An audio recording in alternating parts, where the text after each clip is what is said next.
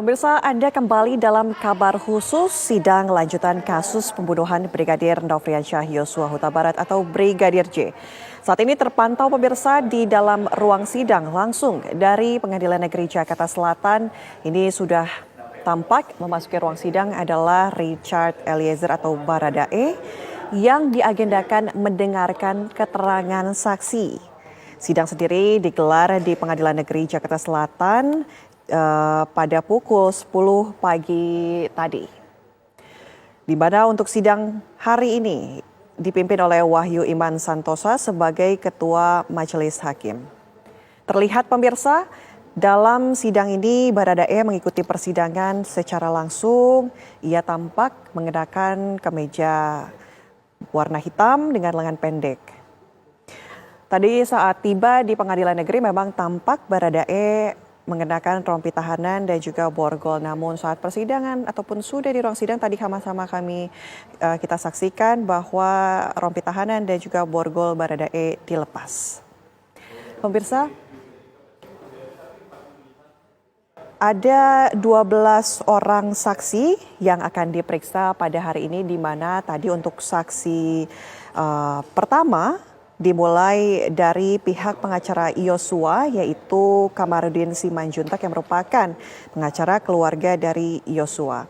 Adapun ke-12 saksi yang akan diperiksa hari ini adalah Kamarudin Simanjuntak yang tadi sudah diperiksa, kemudian Samuel Huta Barat selaku ayah dari Yosua, kemudian ada Rosti Simanjuntak sekaligus ataupun ibu dari Yosua, kemudian Yuni Artika Huta Barat, kakak Yosua, Devianita Huta Barat adik, kemudian Rohani Simanjuntak yang merupakan tante dari Yosua, Roslin Emika Simanjuntak juga tante Yosua, kemudian Mahareza Rizky ini adik dari Brigadir J, kemudian Vera Bareta Simanjuntak yang merupakan kekasih dari Yosua, Sangga Parulian Sianturi, Indrawanto Pasaribu dan juga Novita Sari Nadia. Kita lihat sama-sama pemirsa, Majelis Hakim sudah memasuki ruang sidang. Dalam kasus ini pemirsa, Baradae memang ataupun Richard Eliezer ini didakwa bersama dengan Verdi Sambo ini melakukan pembunuhan berencana terhadap Brigadir Yosua Huta Barat. Eliezer disebut dengan sadar dan juga tanpa ragu membunuh almarhum Brigadir Yosua.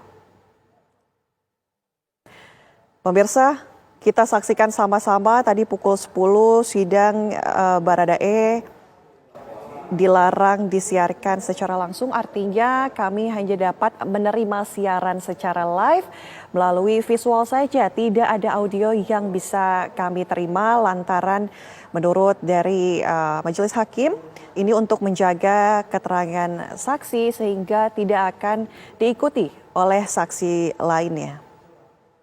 Sehingga awak media dilarang untuk menyiarkan sidang terdakwa Richard Eliezer secara live untuk menjaga integritas pembuktian.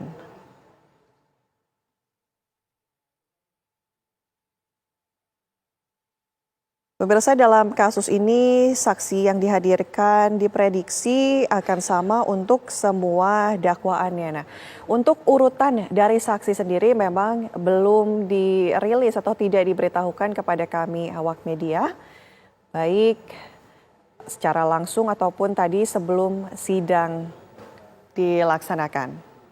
Dan pemirsa, sudah ada 2 orang yang duduk di depan Majelis Hakim. Ini kami belum mendapatkan informasi siapa saja kemudian saksi-saksi yang akan memberikan keterangan pada saat ini langsung dari Pengadilan Negeri Jakarta Selatan, di mana tadi saksi pertama yang memberikan keterangan adalah Kamarudin Simanjuntak yang merupakan kuasa hukum dari keluarga almarhum Brigadir Yosua.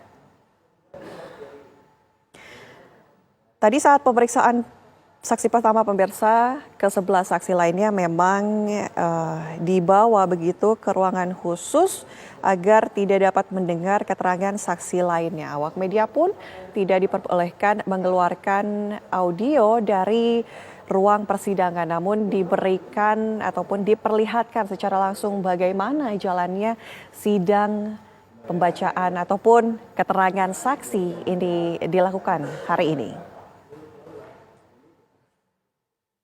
Total pemirsa untuk hari ini dalam sidang lanjutan kasus pembunuhan Brigadir Joshua, ini agenda menerangkan keterangan saksi.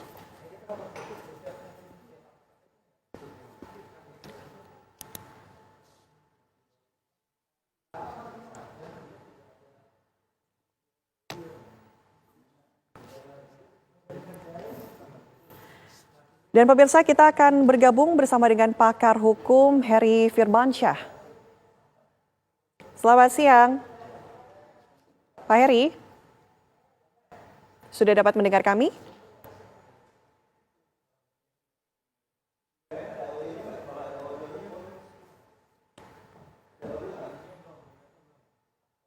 Ya, kami masih akan mencoba menghubungi pakar hukum pemirsa untuk melihat bagaimana sebenarnya persidangan yang dilakukan pada hari ini. Apakah lazim begitu menyiarkan sidang hanya visualnya saja, tidak ada audio yang kemudian dikeluarkan untuk ataupun dengan alasan menjaga integritas sehingga jawaban yang saksi berikan ini tidak dapat didengarkan oleh saksi lainnya ketika nantinya akan memberikan keterangan. Kita sama-sama lihat pemirsa, terlihat majelis hakim menanyakan sesuatu atau memberikan keterangan kepada saksi yang sudah duduk di ruang sidang. Ada 2 orang.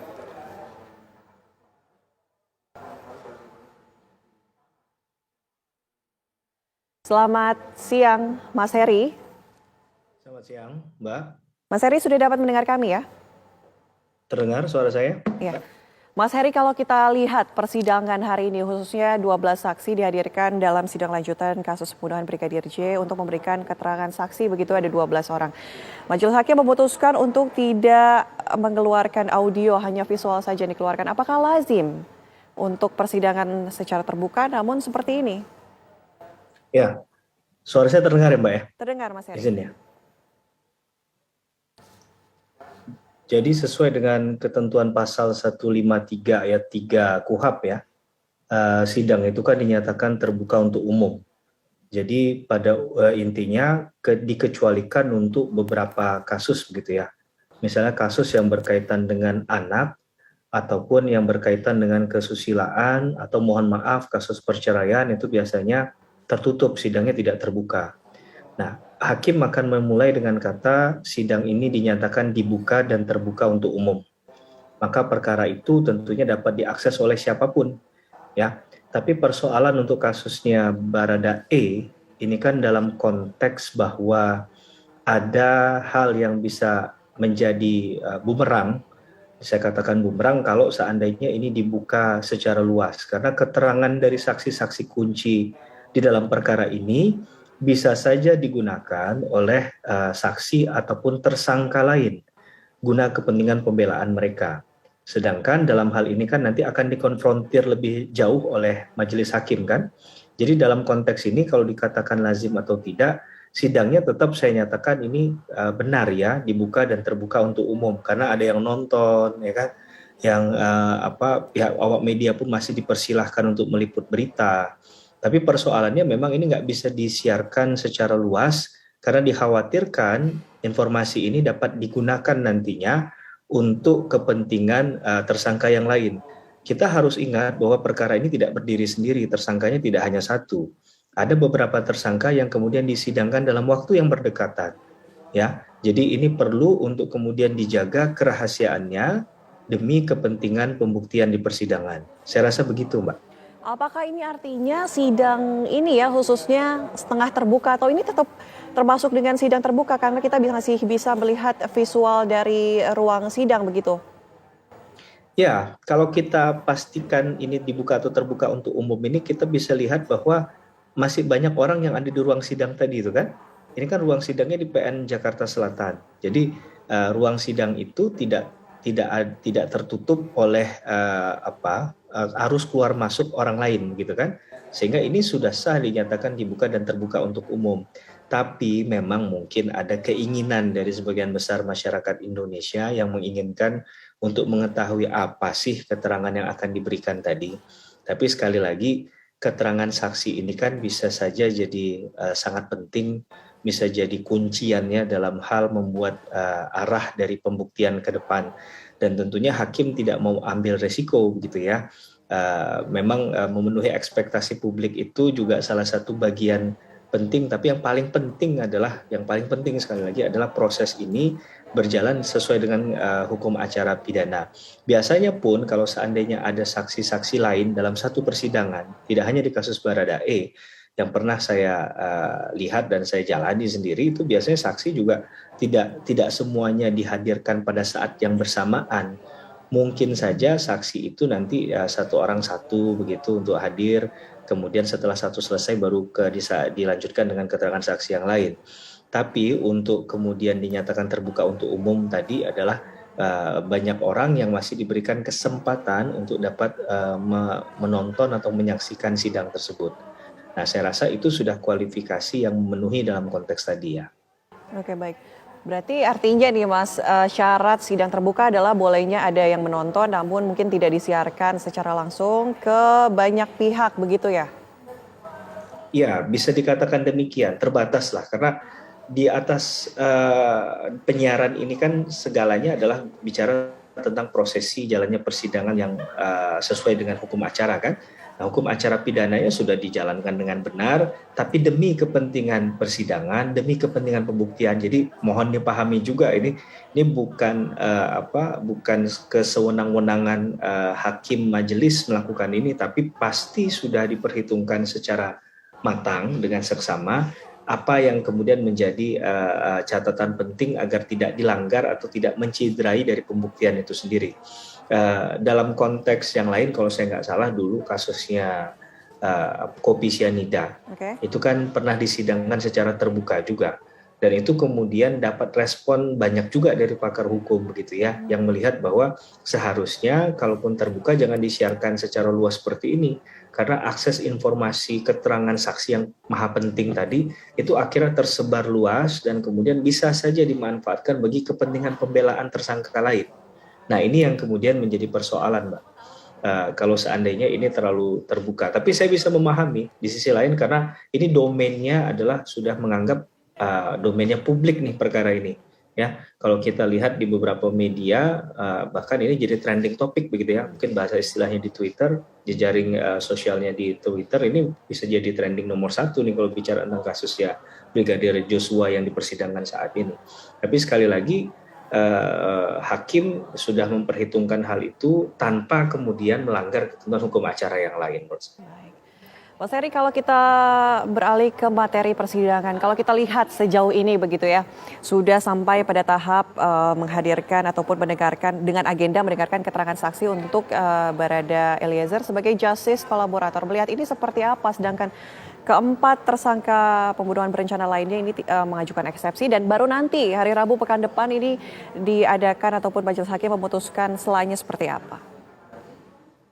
Ya, justice kolaborator itu sendiri kan permohonan ya. Kalau boleh dikatakan itu bukanlah sesuatu yang langsung melekat ya. Jadi harus diajukan terlebih dahulu, nanti akan ditakar, dinilai apakah kualifikasi untuk seseorang itu memenuhi tidak syaratnya sebagai justice kolaborator, tentunya akan diuji di persidangan ya. Apakah informasi yang diberikan itu bernilai penting, korelasinya jelas dengan perkara yang sedang ditaani saat ini, kemudian dia bukan pelaku utama. Nah, tentunya kemarin sudah didahului dengan mengajukan diri, kalau nggak salah saya ke LPSK juga kan. Ya, betul. Jadi proses secara formal terpenuhi, proses secara material juga harus terpenuhi. Nah, dalam konteks ini tadi keterangan Baradae, jadi kalau kita mengenyampingkan 4 tersangka atau terdakwa yang lain, seakan-akan kan beliau ini akan berhadapan dengan 1 versus 4 orang lainnya kan, karena dianggap kalau yang satunya itu sudah saling memahami dan mungkin skenarionya mungkin ya, saya katakan mungkin skenario akan sama. Nah, persoalannya Baradae ini kan dianggap orang yang mengeksekusi tanpa perintah begitu ya, jadi nggak ada perintahnya Pak Sambo. Jadi itu yang perlu diuji. Kalau dari awal BAP-nya itu kan pasti sudah ada keterangan Baradae terhadap apa yang sudah dilakukan kan, arahan-arahan, bahkan kalau kita tarik peristiwa yang sebelumnya kalaupun dilebarkan ke Magelang dan lain sebagainya, itu sebenarnya sudah ada desain sebelumnya. Nah, desain itu apakah atas inisiatifnya dia, apakah dia the one and only yang sebagai inisiator atau tidak? Nah, kalau tidak tentulah kemungkinan sangat terbuka untuk ini dikatakan sebagai justice collaborator. Dan ini menurut saya sudah tidak usah diperdebatkan lagi kalau seandainya nanti memang bahasa yang informasi yang disampaikan oleh Barada Eliezer ini adalah informasi yang sangat penting dalam pengungkapan kasus ini.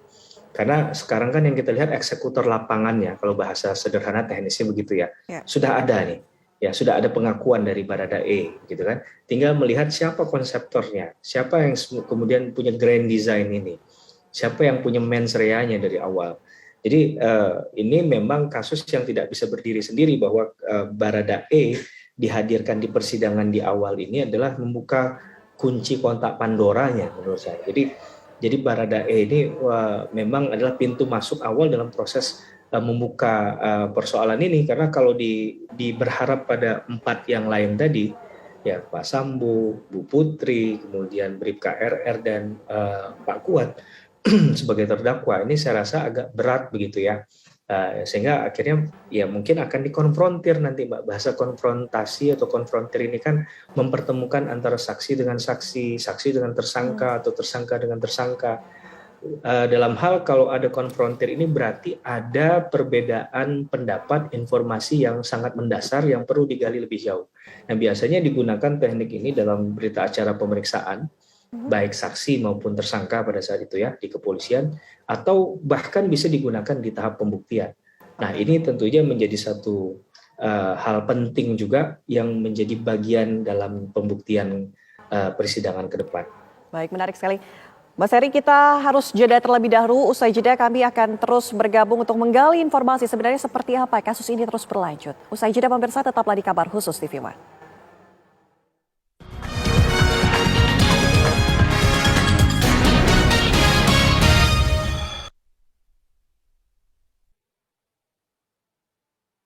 Pemirsa, saat ini sidang lanjutan kasus pembunuhan Brigadir Yosua kembali dimulai dengan agenda untuk hari ini mendengarkan keterangan saksi.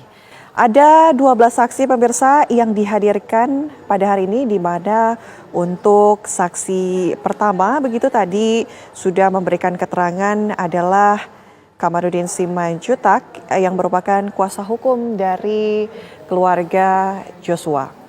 Dan saat ini pemirsa, 2 orang saksi juga sudah dihadirkan untuk memberikan keterangan. Kami akan memperbarui informasi, sudah ada rekan Jasmine Rahmadi yang berada di PN Jakarta Selatan.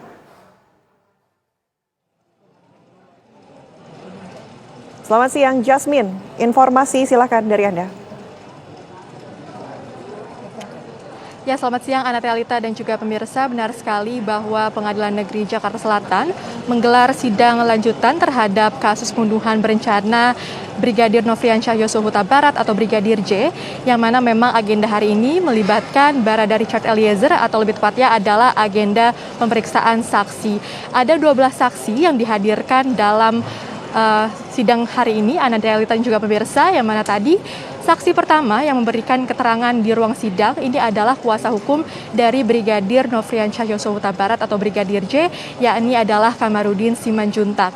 Ada sejumlah poin yang disampaikan oleh Kamarudin Simanjuntak pada ruang sidang hari ini pemirsa, yang mana tadi Kamarudin Simanjuntak ini memulai keterangannya dengan menjelaskan bagaimana ia pertama kali mengetahui mengenai kasus ini, yakni pada hari kejadian tanggal 8 Juli 2022, yang mana pada malam harinya ia menuliskan status di Facebooknya yang mengatakan bahwa ada kasus polisi tembak polisi, dan ia pun berharap bahwa penembakan ini tidak dilakukan terkait wanita.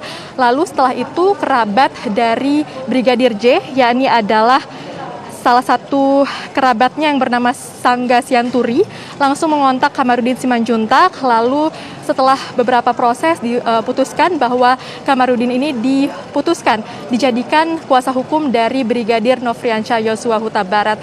Lalu pihaknya pun melakukan sejumlah pendalaman, di mana memang pihak kuasa hukum ini menduga bahwa skenario awal yang beredar merupakan hoax dan juga mendapatkan informasi-informasi janggal seperti informasi mengenai CCTV yang tersambar petir, lalu informasi mengenai Verdi Sambo yang melakukan tes PCR, dan selain itu juga menurut Kamarudin Simanjuntak, tempat kejadian perkara ini tidak dijaga dengan ketat, bahkan juga tidak diberikan garis polisi dan juga tidak dilakukan uji balistik. Karena itu pun pihaknya melakukan laporan atau membuat laporan terkait dugaan pembunuhan berencana, yakni pada tanggal 18 Juli 2022. Dan pihaknya pun juga melakukan investigasi secara mandiri, meskipun tadi dalam ruang sidang Kamarudin enggan untuk menyebutkan sejumlah informan yang ia dapatkan atau sejumlah informan yang memberikan informasi kepada pihaknya begitu, dan mengatakan hingga kapanpun ia tidak akan memberitahu informan-informan tersebut. Memang tadi salah satu informasi yang diberikan oleh pihak Kamarudin Simanjuntak ini adalah foto dari jenazah Brigadir Nofriansyah Yosua Huta Barat setelah ditembak, di mana dalam foto tersebut terlihat bahwa jenazah dari Brigadir J ini bersimbah darah.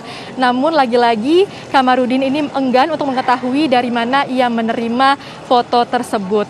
Informasi menarik lainnya yang tadi disampaikan oleh Kamarudin Simanjuntak adalah memang menurut informasi yang dia terima pada hari kejadian tersebut, Brigadir J ini ditembak oleh 3 orang, bukan hanya Barada Eliezer dan Verdi Sambo, namun juga oleh Putri Chandrawati. Dan ia mengaku saat diwawancarai oleh awak media, ia mengaku bahwa Barada Eliezer telah mengonfirmasi informasi tersebut. Namun setelah itu kami juga sempat meminta keterangan dari kuasa hukum Barada Richard Eliezer, yakni Roni Talapesi, yang mengatakan bahwa kliennya belum mengonfirmasi informasi tersebut, dan sejauh ini informasi yang masih ia pertahankan adalah penembak dari Brigadir J ini hanyalah 2 orang, yakni Barada E dan juga Verdi Sambo. Selain itu, Anatelita dan juga pemirsa, tadi sempat dilakukan istirahat sebentar atau break, dan sidang pun dilanjutkan pada pukul 1 siang waktu Indonesia Barat, dan saat ini sudah berlangsung dengan saksi kedua dan juga ketiga yang merupakan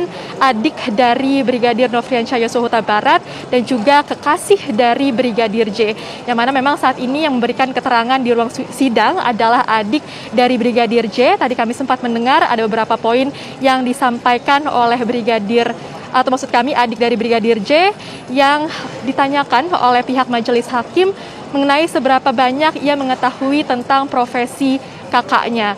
Memang Anatelita dan juga pemirsa, terdapat 12 saksi yang dihadirkan dalam sidang hari ini, yang mana tadi memang diinformasikan oleh pihak majelis hakim bahwa dalam sidang kali ini kami awak media tidak diperbolehkan untuk menyiarkan audio dari berjalannya sidang, dengan alasan bahwa ini dilakukan agar satu saksi ini tidak mendengar keterangan dari saksi lainnya, karena memang para saksi ini tidak diperbolehkan untuk berinteraksi ataupun mendengar penjelasan satu sama lain, sehingga selama sidang berlangsung, saksi-saksi yang masih menunggu juga ditempatkan di ruang khusus yang berlokasi di Pengadilan Negeri Jakarta Selatan. Selain itu, pemirsa, memang dapat kami informasikan bahwa ke-12 saksi ini hadir langsung di Pengadilan Negeri Jakarta Selatan untuk memberikan keterangannya. Tadi sebelum sidang dimulai, memang para saksi juga sempat mengucapkan sumpah, dan memang sebenarnya pihak majelis hakim ini memperbolehkan untuk para saksi ini dihadirkan secara online melalui Zoom, namun Kamarudin Simanjuntak mengatakan bahwa para saksi ini memilih untuk datang langsung ke Pengadilan Negeri Jakarta Selatan untuk dapat memberikan keterangan secara jelas dan untuk menghindari adanya gangguan koneksi internet. Dengan begitu diharapkan bahwa para saksi ini bisa dapat memberikan keterangan mereka secara rinci, jelas, dan juga lengkap. Selain itu, pemirsa, memang dapat kami informasikan pula bahwa sebelumnya sidang perdana terhadap Barada Eliezer juga sudah digelar pada hari Selasa lalu pada tanggal 18 Oktober 2022, yang mana pada saat itu agendanya adalah membacakan surat dakwaan terhadap Barada E, dan di akhir sidang pihak Barada E dan juga kuasa hukumnya memutuskan untuk tidak mengajukan eksepsi ataupun nota keberatan.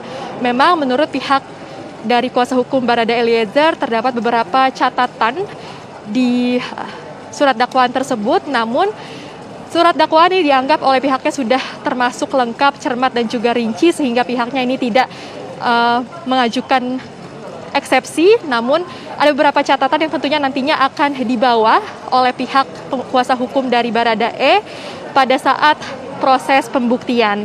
Dan memang terdakwa Richard Eliezer juga sempat menyampaikan permohonan maaf kepada keluarga dari Brigadir Nofriansyah Yosua Huta Barat di sidang perdananya. Bahkan ia juga sempat menuliskan surat permohonan maaf saat ia ditahan di rutan Bareskrim, dan surat tersebut disampaikan oleh Baradae di sidang perdananya yang digelar pada tanggal 18 Oktober 2022 lalu. Bahkan tadi pada sidang hari ini pun Baradae Eliezer juga sempat menghampiri ibu dari almarhum Brigadir J dan juga bersimpuh begitu. Meskipun tadi kami belum sempat menanyakan kepada kuasa hukum dari Baradae Eliezer percakapan apa saja yang ia sudah katakan kepada pihak keluarga dari Brigadir Nofriansyah Yosua Huta Barat. Anatalita dan juga pemirsa, kami akan terus menunggu dan memantau berjalannya sidang karena memang masih terdapat banyak sekali saksi yang nantinya akan memberikan keterangan. Ini baru saksi kedua dan ketiga, hingga artinya masih ada 9 saksi lagi yang menunggu dan mengantre untuk nantinya memberikan keterangan di ruang sidang. Anatalita. Baik, informasi langsung dari PN Jakarta Selatan, Jasmine Rahmadi, terima kasih. Dan pemirsa, kita akan lanjutkan perbincangan kita atau diskusi kita dengan Heri Firmansyah, pakar hukum pidana. Mas Heri, masih mendengar kami? Masih, Mbak. Ya, Mas Heri, tadi kalau kita berbicara mengenai Baradae yang merupakan justice kolaborator, kemudian tadi Mas Heri katakan bahwa akan juga ini dipertemukan dengan tersangka ataupun saksi lainnya. Apakah memang justice kolaborator ini juga tetap akan dipertemukan dengan saksi ataupun tersangka lainnya? Kemungkinan pasti terbuka ya Mbak ya. Apalagi kalau kita lihat memang dasarnya adalah tidak mungkin mendasarkan pada satu keterangan saja ya. Karena ini kan dilakukan secara bersama-sama. Ada pasal 55 KUHP dalam dakwaan itu menyatakan bahwa perkara ini dalam bahasa hukum pidana adalah delneming atau penyertaan. Maka tentu konsekuensi logisnya dalam satu tindak pidana tersebut tidak hanya satu pelaku tapi lebih dari satu pelaku. Maka tentunya untuk menyempurnakan atau istilahnya voltoidnya satu tindak pidana tersebut dapat kita analisa, maka tentu harus melibatkan juga keterangan dari tersangka yang lain. Tapi apakah modelnya kemudian nanti dikonfrontasi, apakah kemudian nanti konfrontasinya pun secara bersamaan empat-empatnya dihadirkan dalam satu waktu sidang yang sama, atau waktunya nanti berbeda, satu-satu dipanggil, itu nanti adalah masalah teknis di pengadilan, dan saya rasa itu pun akan jadi concernnya majelis hakim ya. Jadi sebelum menetapkan apa metode yang akan digunakan, antara ketua majelis dengan anggota majelis tentu akan mengadakan rapat sederhana lah, rapat kecil begitu bayangan saya, untuk kemudian ini bisa saling tukar pikiran kira-kira mana yang terbaik begitu ya dalam proses pembuktiannya. Jadi sangat mungkin kalau tadi pertanyaannya ya, seorang justice kolaborator itu dipertemukan dengan pihak lain, saya rasa ini adalah kanal yang tepat atau forum yang tepat untuk menyediakan atau memfasilitasi hal itu kan.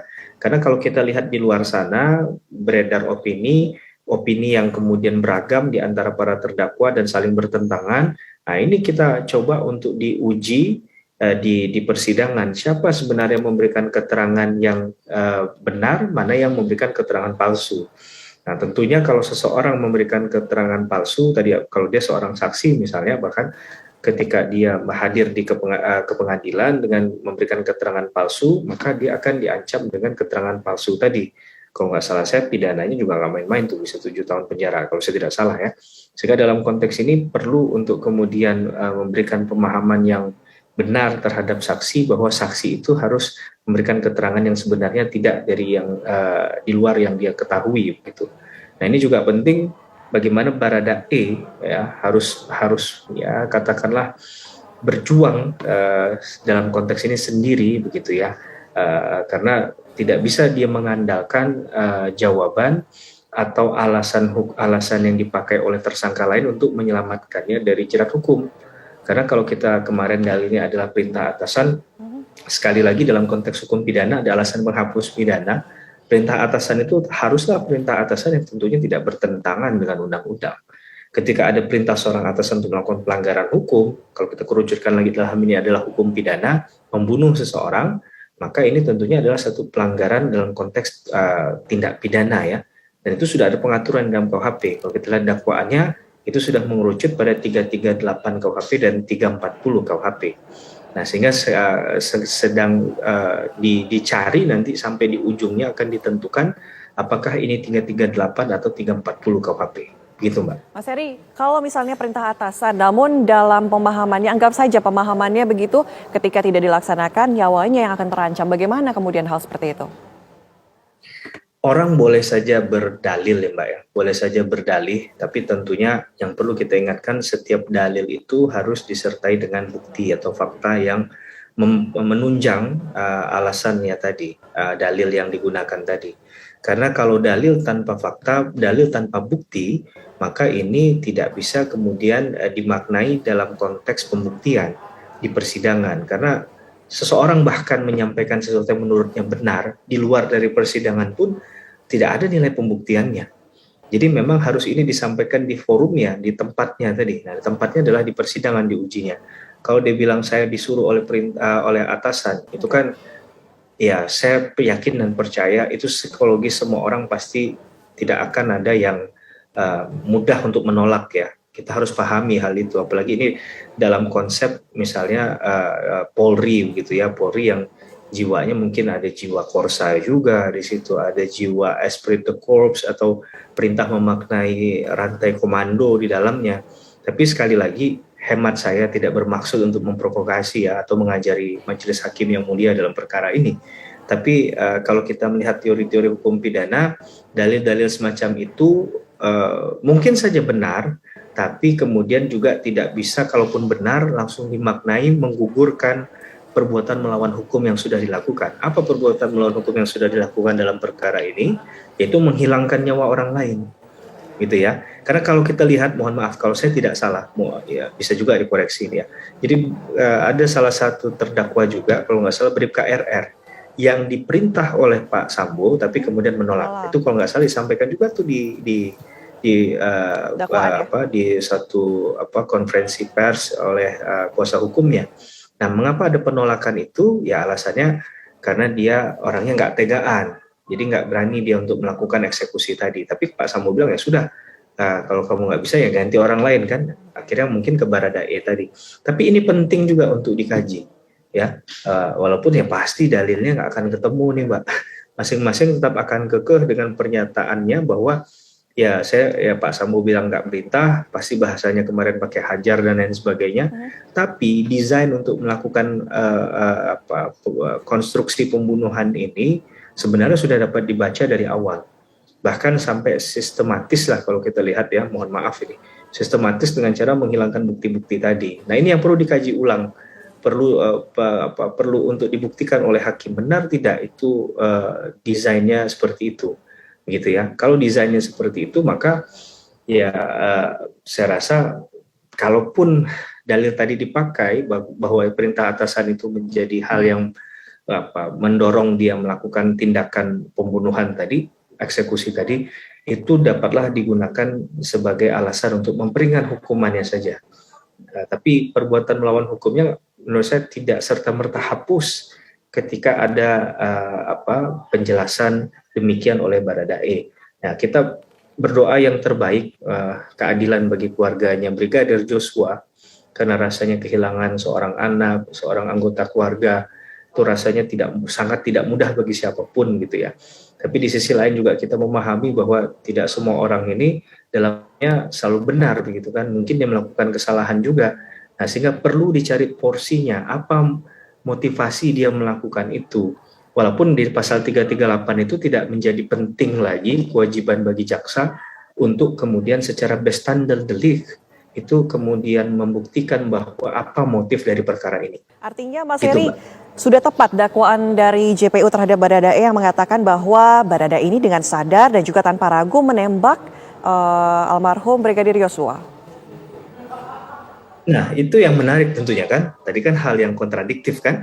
Di sisi lain yang perlu kita pahamkan kepada semua, orang boleh saja menyampaikan apapun kita hargai itu. karena memang itu hak yang diberikan oleh undang-undang, begitu ya. Di persidangan pun tidak mengakui itu boleh saja, tapi konsekuensinya ada, gitu ya. Dan mungkin saja antara keterangan BAP dengan keterangan di persidangan nanti bisa saja berbeda. Kalaupun sampai itu ditemukan ada perbedaan, biasanya tidak segan-segan majelis hakim itu akan bertanya ulang kepada orang tersebut. Pertanyaan sederhananya adalah, ini saya temukan ada perbedaan jawaban saudara di antara BAP dengan di persidangan. Nah, mana yang kemudian menjadi patokan Anda dalam menjawab nanti? Yang tadi di BAP ataukah keterangan yang pada saat ini diberikan? Nah, kalau dijawab pada saat ini berarti nanti untuk menyusun tuntutannya, jaksa akan mendalilkan melihat pada fakta persidangan juga. Itu yang baik ya. Walaupun mungkin juga akan tetap ngotot pada dakwaannya begitu. Karena sekali lagi berhadap pada situasi ini bahwa seseorang itu akan legowo gitu ya, berbesar hati untuk mendalilkan yang sebenarnya, mengakui kesalahannya, itu memang bak menegakkan benang basah gitu Mbak ya, nggak mudah begitu.